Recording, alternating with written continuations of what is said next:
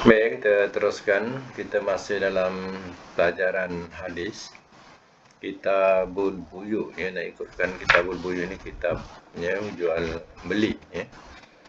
Jadi hadis hari ini ialah hadis yang ke 827. Ya, 827. Baik, ya, kita boleh teruskan hadis 827. Siapa nak boleh baca, silakan.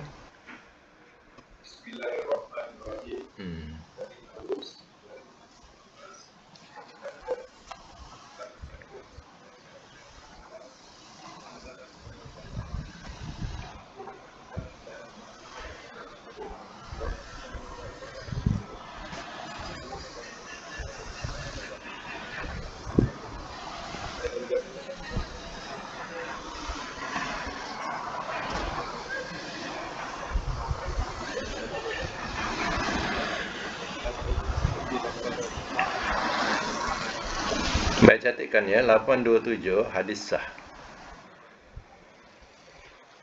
Matan, dilarang menghalang barang dagangan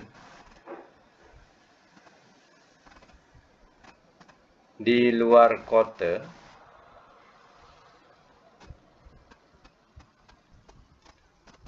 dan dilarang mengadakan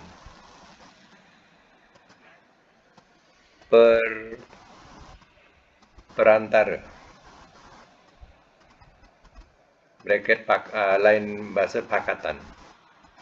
Dash pakatan. Antara orang kota dan orang desa yang bersifat gelap.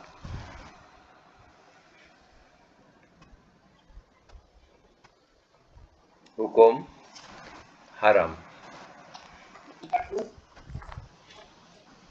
Yang bersifat gelap. Hukum haram. Hadis 827, malam ni siapa yang baru masuk? Hadis 827, ya. Baik. Maksud hadis ini, hadis yang dibawakan oleh Bukhari dan Muslim. Katanya, dalam maksud hadis ini ialah orang kota tidak boleh menjadi perantara dalam pembelian atau penjualan barang untuk orang desa. Di sini ya, dilarang. Kenapa? Ya, adalah sebab ya di situ akan berlaku atau dikatakan sebagai sifat gelap. Ya. Maknanya ada yang tak betul. Kedua diterangkan lagi, seseorang pedagang atau pembeli tidak boleh menghalang kabilah di luar kota atau di tengah perjalanan untuk membeli barang-barang mereka sebelum para kabilah itu tiba sendiri di pasar atau di tempat penjualan barang. Maknanya ini lebih baik dengan cara ini. Maknanya dia terus sampai kepada tempat jualan, tidak dihalang di tengah-tengah, ya, dan ada perantara yang mengambil. Jadi cara ya demikian, kalau ada penghalang, ia juga bersifat gelap atau tidak, ya, akan berlaku sesuatu yang tidak menyenangkan. Ya. Tidak menyenangkan ni maknanya mungkin ya dia boleh jual berkali ganda, dan yang jadi mangsa ialah ya, yang punya barang. Ya. Jadi mangsa yang punya barang. Okey, nak maklumkan lagi ayat hadis ya, hadis malam ni. Hadis 827 ya. Tadi ada bahasa mencegat. Mencegat ke apa tadi? Ya. Mencegat tu mana menghalang yang diterjemahkan tadi. Apa bahasanya tadi? Jangan kamu ingat? Papa. Jangan kamu papa. Papa tu maknanya menghalang Hmm. Menghalang atau menghadang pun boleh juga. Orang desa tu belum sampai lagi ke pasar, dah halang di tengah perjalanan, dan orang kota mengambil barang-barang itu dengan belian burung. Kemudian ia dijual dengan harga yang berlipat ganda. Ini adalah bersifat gelap kata Nabi. Atau ha.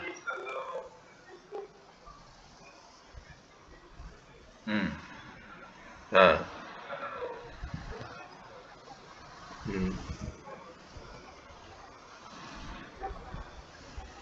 Ya, kalau seandainya orang desa ni sukar untuk membawa barang-barang ke pasar contohnya, dan dia sendiri tidak dapat nak melakukannya, itu maknanya perlu juga kepada orang tengah.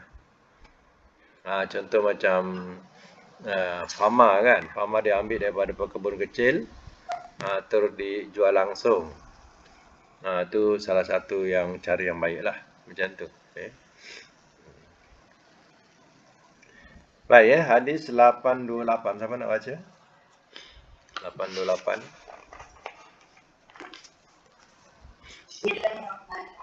Okey.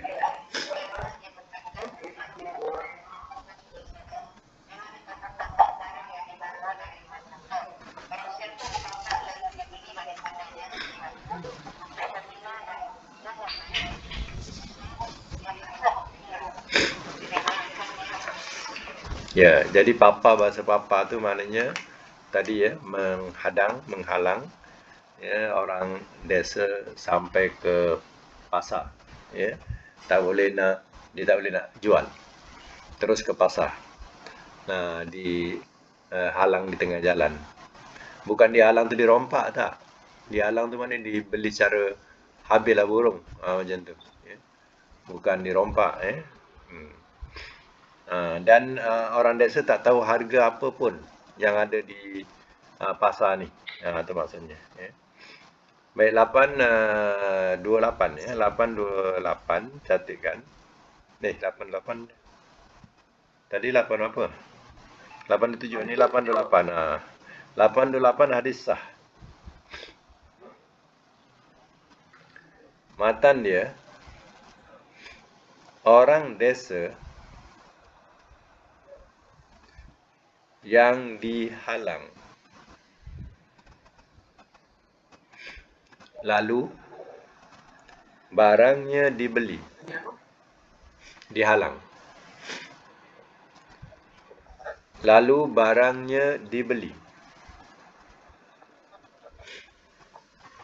Kemudian pemilik barang itu pergi ke pasar.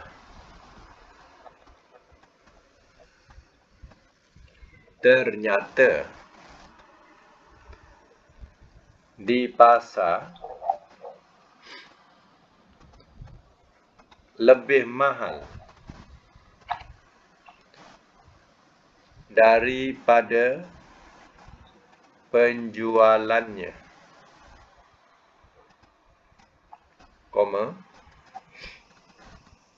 maka si pemilik boleh minta kembali barang yang dijualnya itu.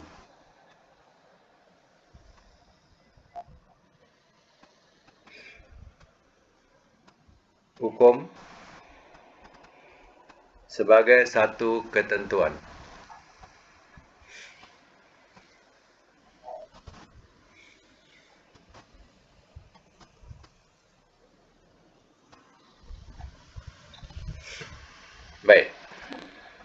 Ya tadi dah dijelaskan ya.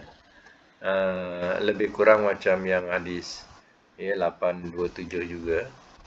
Ya, jadi cara yang demikian ini si apa yang punya barang kalau dia mendapati di pasar ya jualannya tu ya bukan main mahal, maknanya lebih berlipat ganda dia punya harganya daripada apa yang dia jual, maka yang punya barang ini dia boleh khiyar. Khiyar ni mana dia boleh pilih ya. Dia ada pilihan sama ada ya dia nak mengambil barang itu semula ataupun ya dia membatalkan perjanjian. Maknanya dia tak memberinya lagi jualan kepadanya. Dia akan terus ya jual ke pasar contohnya. Ya. Itu ya dikatakan khiyar. Boleh khiyar, boleh pilih. Caranya berlaku macam tu. Ini ya. Sama ada dia nak ya mengambil barang itu ataupun dia nak membatalkan. Kalau dia buat janji, dia boleh batalkan janji. Mana dia tak jual lagi. Orang Tengah.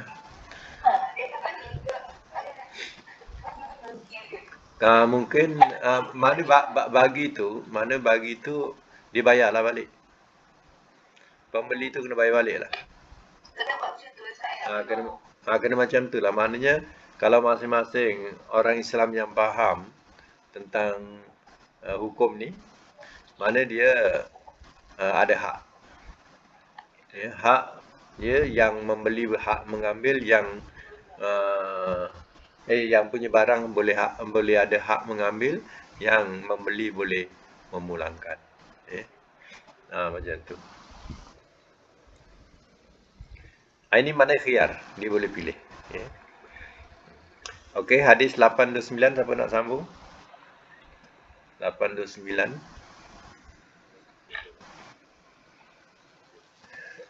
Dari Abu Hurairah. Okey.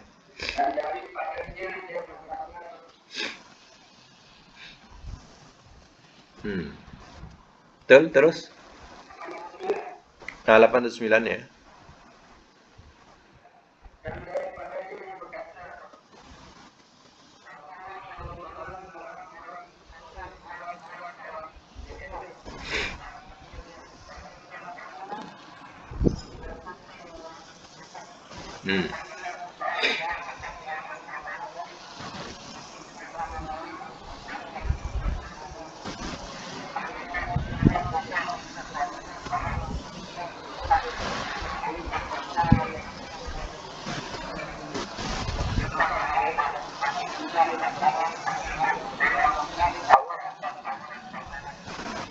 Ya.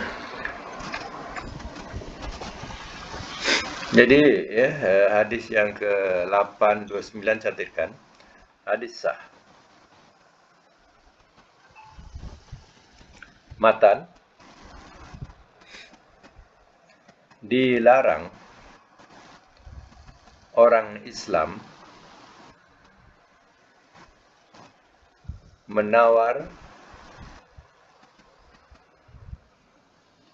atas tawaran saudaranya.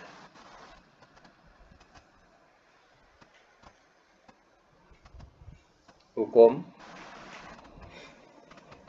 haram. Oleh kerana bab ini adalah bab buyuk, iaitu jual beli. Ya, di dalam hadis ini ada beberapa perkara.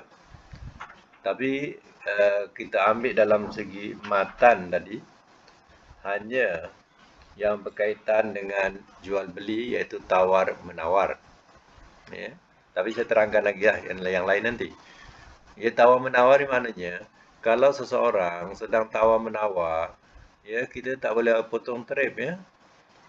Kita bila tengok dia belum selesai, dia sedang tawar menawar belum selesai, kita tak boleh terus potong murah je lah, saya ambil je lah, terus dibayar.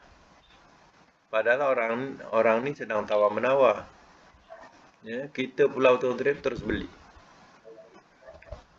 Kita nak beli setelah kita lihat dia dah habis tawar menawar dan dia dah pergi atau keluar, barulah kita masuk.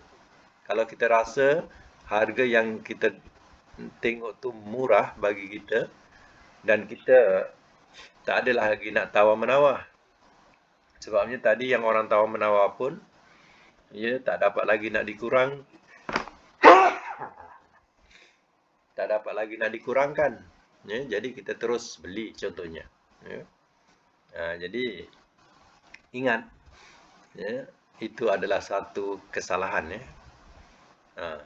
Jangan kita tiba-tiba datang terus bayar, sedangkan orang ni belum selesai dia tawar menawar.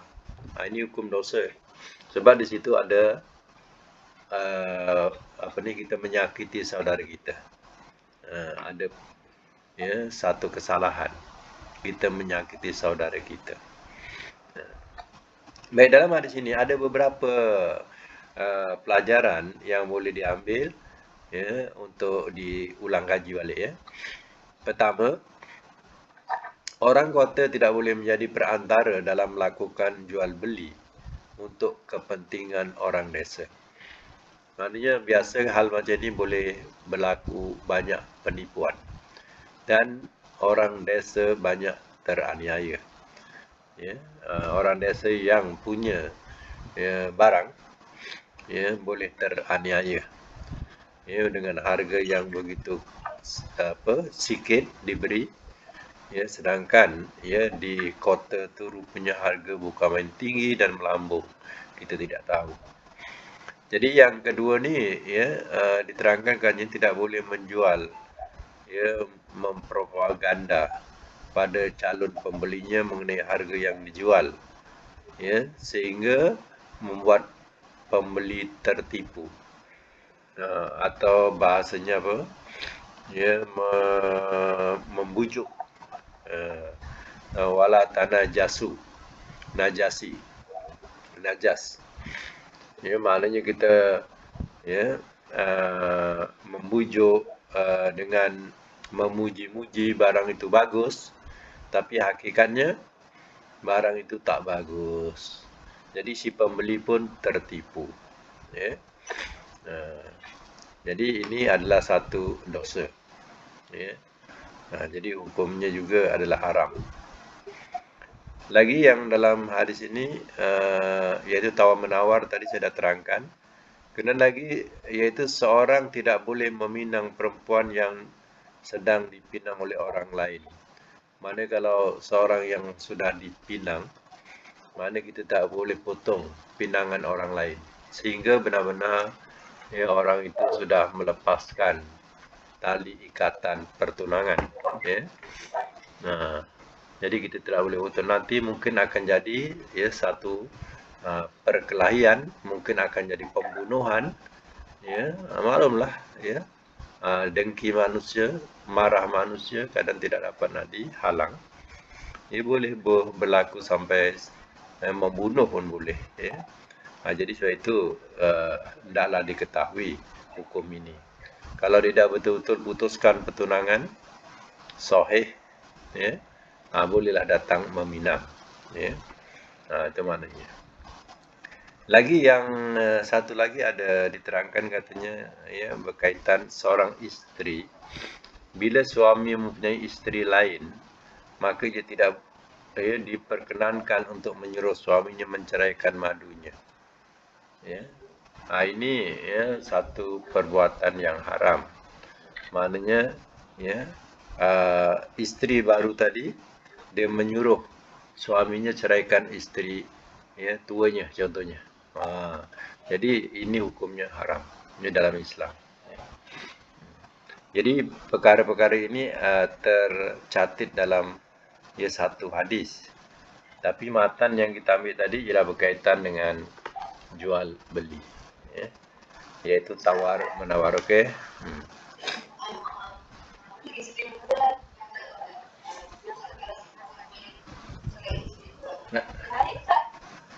Kalau terbalik, kalau sama juga, ya. Ya. Dia punya hukum tu sama juga, ya. Hmm. Tapi terkadang sebelum berkahwin, dia kata kalau kau nak kahwin aku, kau ceraikan isteri kamu. Contohnya macam tu. Itu, ya, itu belum berkahwin. Dia dah cakap macam tu. Kalau sekarang dah berkahwin pun, dia boleh bercakap macam tu lagi. Maknanya, ya. Jadi hal macam ni adalah ya haram dalam Islam. Ya. Belum kahwin tu okey lah. Ya. Tapi kalau kita turuti Malaysia, suami turuti juga kata dia, sedangkan tidak ada apa alasan dan kesalahan, ya, maknanya ya ini jenis perempuan yang jahat lah. Mana perempuan yang jahat dia kira. Ya. Baik ya, kita teruskan lagi hadis yang ke berapa ni? 830. Okey, siapa nak baca? Silakan.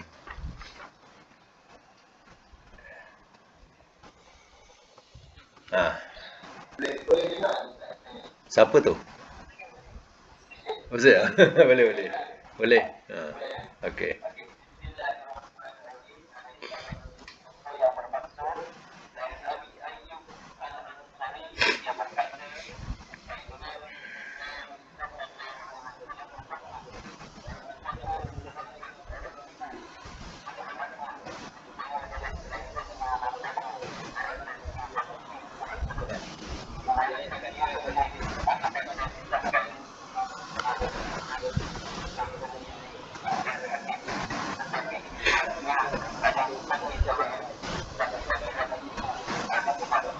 Ya. Yeah. Okey, 830 catatkan hadis boleh dipakai. Matan dilarang menjual anak hamba tanpa diikuti dengan ibunya.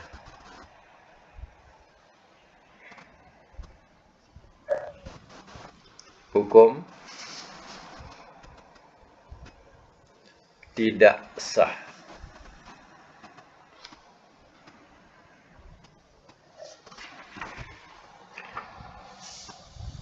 Baik. Seorang yang menjual ibu biasanya ialah hamba lah. Ya.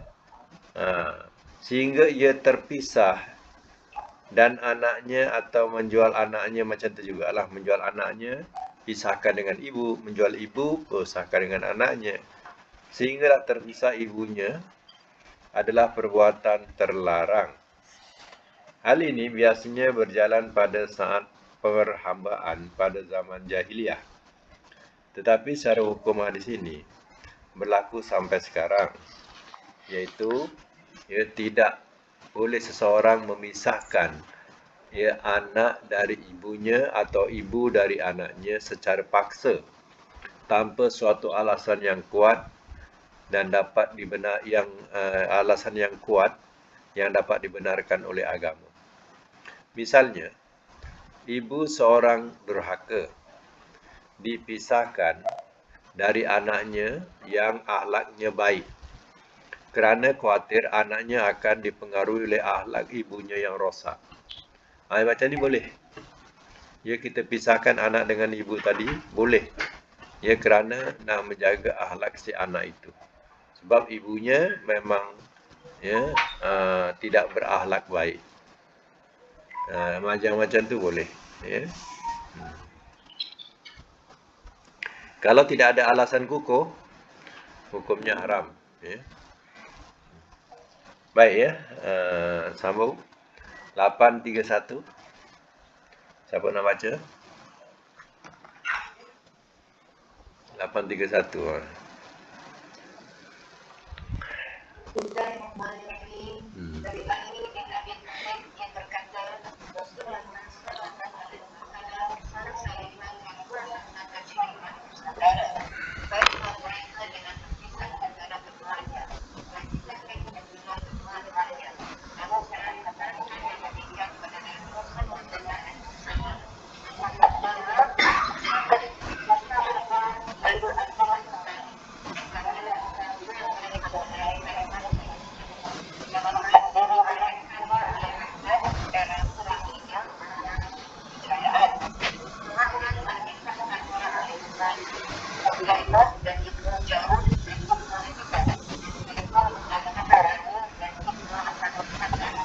Ya. Okey, catatkan 831 hadis sah. Matan dilarang menjual dua hamba yang bersaudara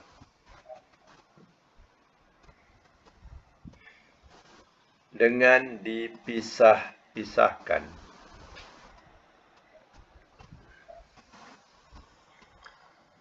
Hukum tidak sah.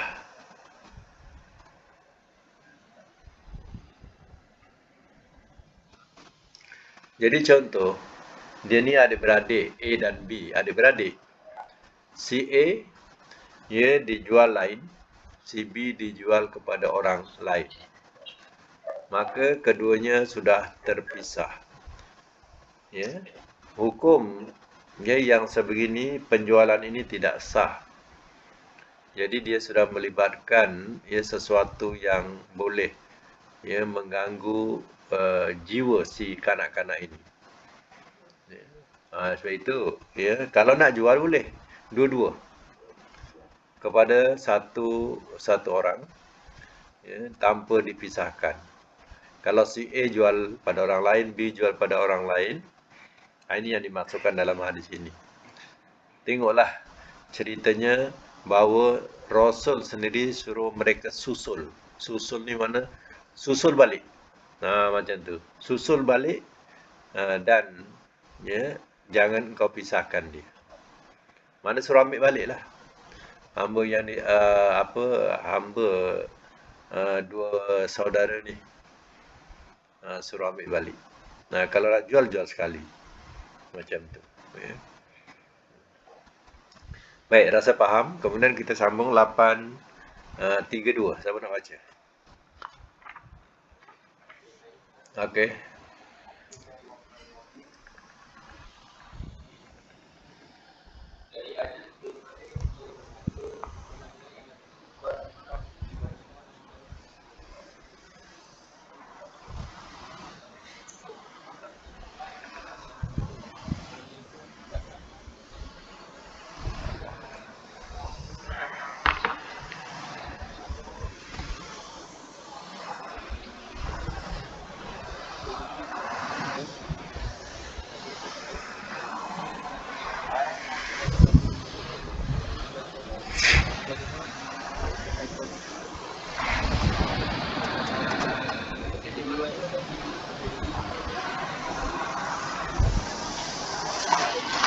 Ya. Jadi dalam hadis ini, catatkan dulu. Hadis 832. Hadis sah. Matan boleh menaikkan harga barang.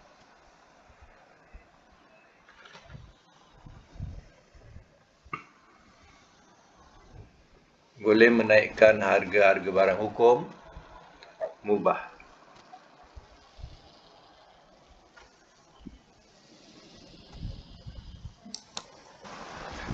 Baik, hukum mubah ni mana harus diriwayatkan oleh lima. Oleh lima tu maknanya imam hadis, lima lah. Siapa lima tu? Ahmad, Abu Daud, Tirmizi, Ibnu Majah, Tirmizi, Nasa'i. Atau lima. Ahmad, Abu Daud, Ibnu Majah, Tirmizi, Nasa'i. Itu maknanya kalau diriwayatkan oleh yang lima.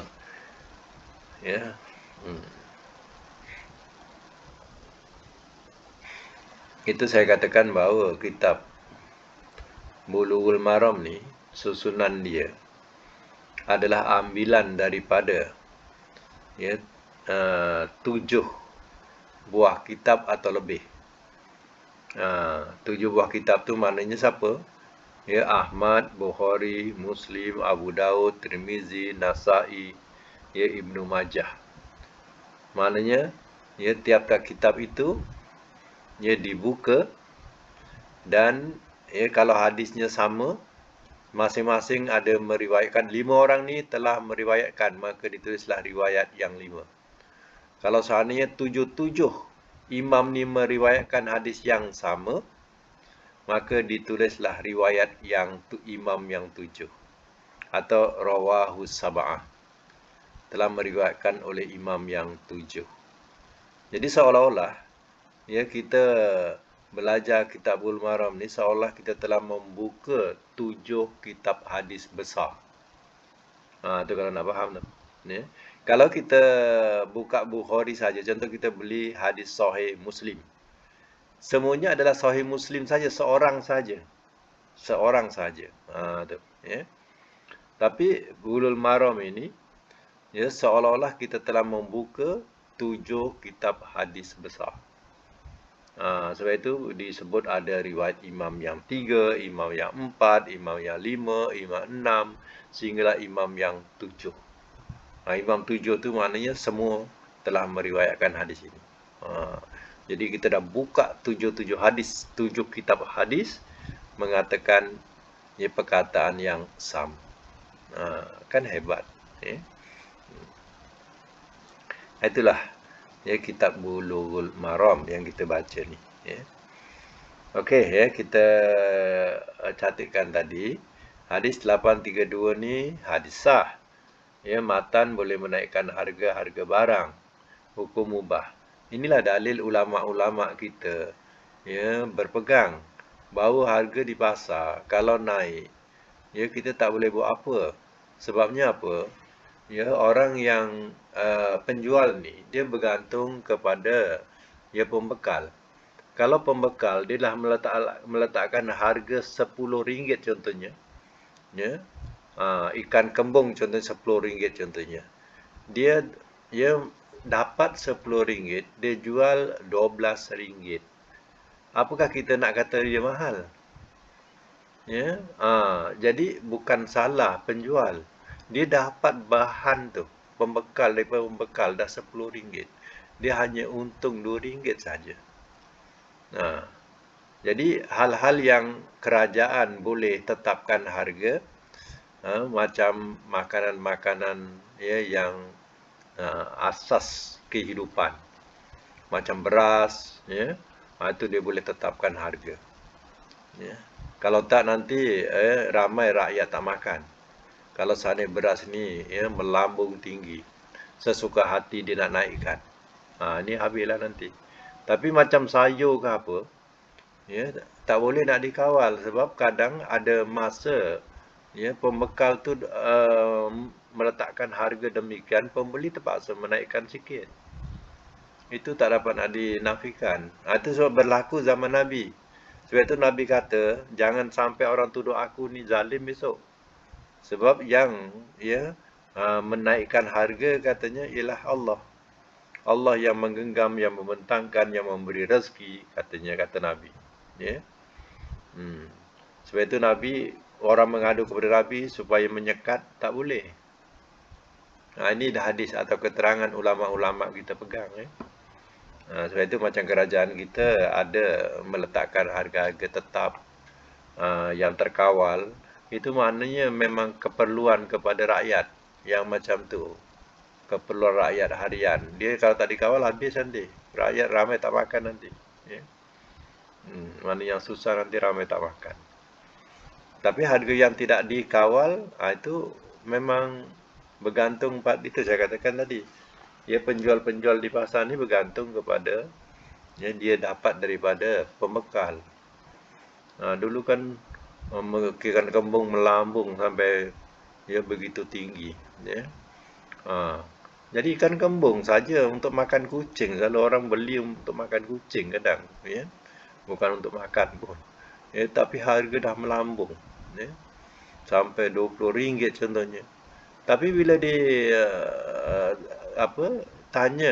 bila ditanya, kata dia untung RM2 je. Ya. Walaupun harga tu tinggi, kita rasa tinggi, tapi dia hanya untung RM2. Bayangkan. Ya. Ini mana hadis ni boleh dipakai, ya. Hadis ni boleh pakai, maknanya kita tidak boleh nak menghalang, ya, atau nak mencerca ya, pihak penjual yang di pasar, sebabnya dia dapat bekalan macam tu, dapat bekalan mahal. Kalau musim tak ada lagi mahal. Musim tak ada, contohnya musim hujan, susah, mana banyak sayur ya berkurangan. Masa itu ya boleh jadi melambung ya. Baik ya, kita teruskan lagi. Siapa nak baca silakan.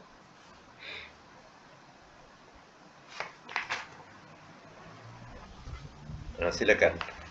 Hadis yang nanti ya. Silakan, siapa nak baca?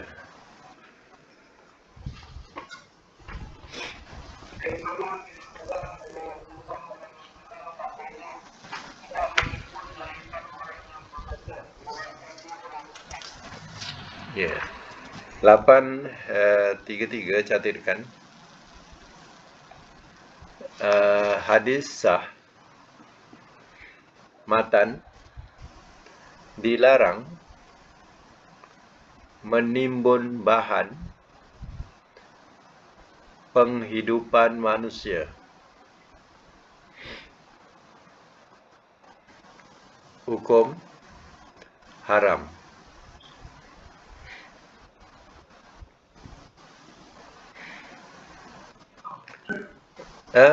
Dalam zaman Nabi ya, rupanya dah ada hukum ini yang kita katakan sekarang anti sorok, mana menyorokkan barang, menimbun-nimbunkan barang, disorokkan, kemudian bila time harga naik, dia pun jual. Ya, ataupun bila dah sorokkan barang dah tak ada, kemudian ada jadi mahal, masa itu dikeluarkan. Ini rupanya dah ada hukum. Zaman Nabi dah ada. Maknanya bahan keperluan manusia ni tak boleh nak disimpan, disorokkan atau dilonggokkan. Ya. Ada masa tempat kita gula tak ada. Bila dah naik harga, semua naik. Ada je gula semua. Minyak tak ada. Ya. Berkurangan minyak. Bila dah naik harga, semua keluar minyak. Ya, penuh kedai minyak. Ya. Jadi ya, sebenarnya hal macam ini dah ada hukum zaman Nabi, hukumnya ya, haram ya, berbuat demikian. Ya, apa-apa barang yang dikatakan sebagai bahan penghidupan manusia, ia tidak boleh disorokkan ya, untuk mendapatkan harga mahal. Tak boleh ya. Dan zaman Nabi dah ada. Jadi tak salahlah kalau kerajaan pun ya meletakkan satu akta ya, dan satu kesalahan kalau mereka berbuat demikian ya. Baik, 834, siapa nak baca silakan. Dari Okey.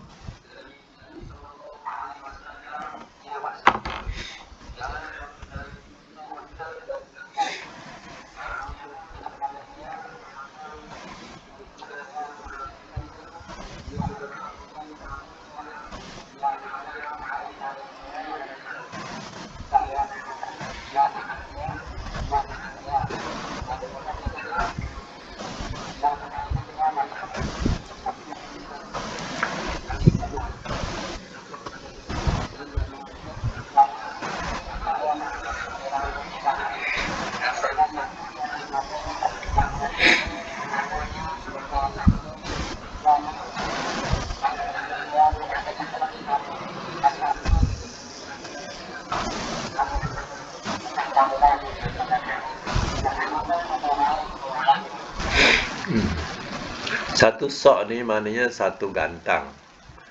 Ya, kalau mud satu cupak, ini hitungan Arab lah. Ya, satu sok ni satu gantang. Satu gantang kurma. Ya, isi segantang. Kalau satu lagi bahasa disebut mud. Kalau mud cupak, ya. Ukuran dia kalau satu gantang ni maknanya 12 put susu. 12 put susu biasa tu, ya. Tu 12 tu, tu satu gantang lah tu. Kalau cupak dia 4 put saja. 4 put tu satu cupak, ya. Ini sok mana gantang, ya. Baik, kita catatkan. Oh, satu lagi hadis. Baca satu lagi. 835 dari Ibnu Mas'ud. Sambung. Dari Ibnu Mas'ud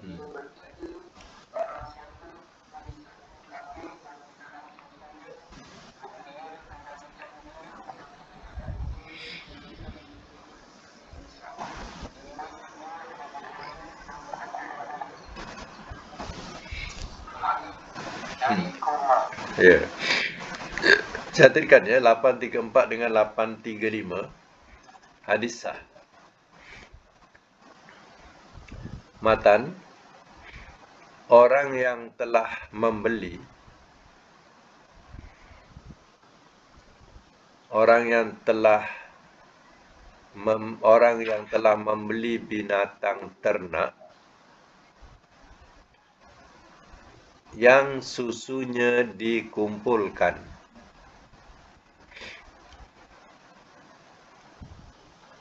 lalu dalam masa 3 hari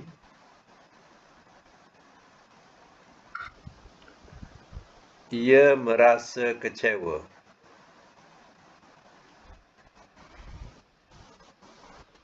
sesudah binatang itu diperah.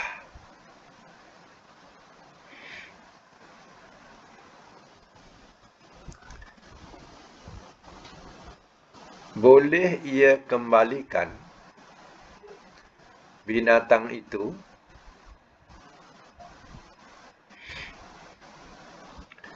dengan disertai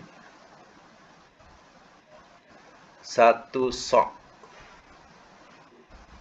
bracket gantang bahan makan sebagai ganti dari susu yang diambilnya.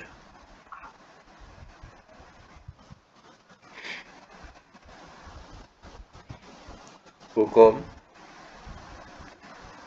sebagai satu ketentuan.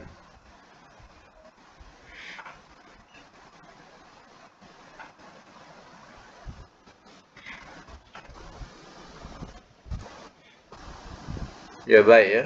Dalam hal ini pun ya begitu teliti Islam sehingga ya tidak boleh menyakiti ya orang yang membeli. Contohnya ya binatang ini ya biasa binatang ini ditahan susunya, maksudnya dia tidak diperah, ada orang nak beli. Jadi bila tak diperah tu nampaklah dia ya gemuk ya, cantik ya. Kemudian bila dah dibeli ya, si pembeli ni diperah susunya. Ya, ternyata ya memang ya tidak memang rasa tertipulah dengan ya gemuk tetapi kurus ya. Jadi terasa tertipu. Di sini ada khiyar.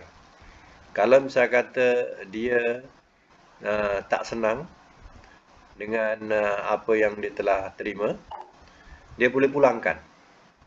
Mengikut Islam lah, dia boleh pulangkan balik dengan disertai satu gantang kurma atau bahan makanan sebagai ganti apa? Ganti susu yang dia sudah perah.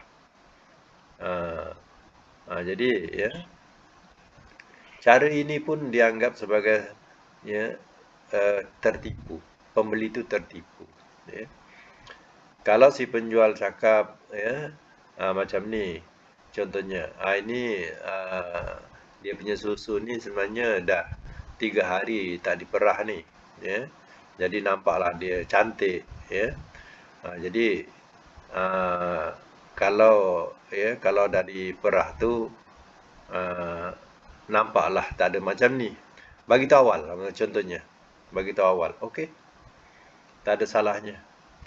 Yang ini tak langsung tidak dibagi tahu. Ya. Itu pun dianggap dalam hukum dianggap sampai si pembeli ini tertipu. Kalau seandainya si penjual tak berbuat atau tidak memberi keterangan demikian. Nampak ya? Begitu teliti hal-hal yang berkaitan dengan urusan jual beli. Sebab jual beli ini sebenarnya, ya hakikat dia, ya yang menjual merasa senang dengan harga dia, yang membeli pula rasa puas, ya dengan apa yang dia perolehi. Mana dia nakkan barang itu, dia rasa puas. Yang menjual rasa beruntung dengan harganya. Contohnya. Jadi dua-dua dapat kepuasan. Tapi ini tidak. Yang menjual dapat keuntungan, yang menjual dapat keuntungan, tapi yang membeli terasa tertipu atau tak puas hati. Ya. Itu pun diperhalusi dalam hal-hal berkaitan dengan jual beli ini, ya. Supaya jangan berlaku demikian. Baik, lagi siapa nak baca? 836 pula, ya. Siapa nak baca? 836. Silakan. Oh, tutup ke? 836. Okey. Siapa nak baca? Silakan. Bismillahirrahmanirrahim.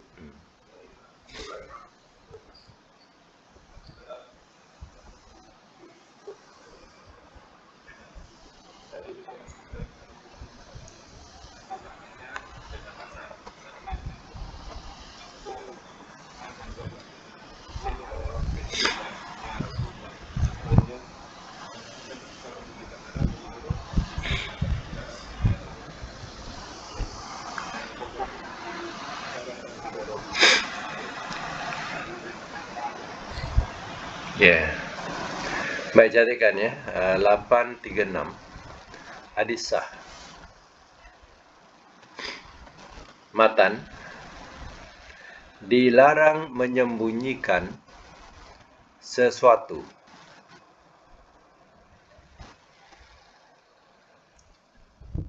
yang tidak baik yang ada pada barang dagangan.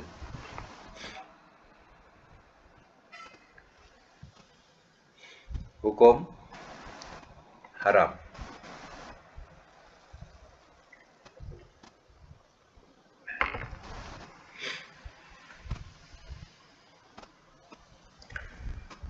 Baik. Tengok ya, berkaitan dengan longgokan kurma ni yang dijual. Ya, Nabi raba dekat bawahnya basah. Kata Nabi, apa ni? Orang ni kata kena hujan. Ya, senang ialah jawabannya, kena hujan. Kata Nabi, kenapa tak diletakkan di sebelah atas yang basah ni? Supaya orang nampak. Ya, sebab harga basah dengan harga kering tak sama. Ya. Jadi ya, di sini juga ada satu penipuan. Macam contoh, kadang kita tengok buah ni cantik. Ya, contohlah buah langsat. Kita tengok cantik buah-buah ni. Bila dia cedokkan untuk kita, kenapa banyak yang tak elok? Rupa dia cedok sebelah bawah. Longgokan bawah tu. Ya, jadi yang kita tak nampak. Ya, masuklah banyak yang tak baik. Jadi bila kita bawa balik tengok banyak yang busuk. Tadi kita tengok cantik-cantik, elok-elok. Rupanya yang elok tu sebelah atas, sebelah depan. Dia cedok sebelah belakang tu yang bercampur dengan yang tak elok. Ya. Ini juga dikatakan satu penipuan. Apa kata Nabi? Man ghassa falaisa minni. Sikit aja dia punya hadis hujung tu. Cuba baca tu. Man ghassa falaisa minni. Ya, barang siapa menipu, maka bukanlah dia golonganku. Kalau nak jadi golongan Nabi, jangan tipu. Itu pun dah kira menipu tu. Ya. Itu man ghassa falaisa minni. Barang siapa menipu, maka dia bukan golonganku.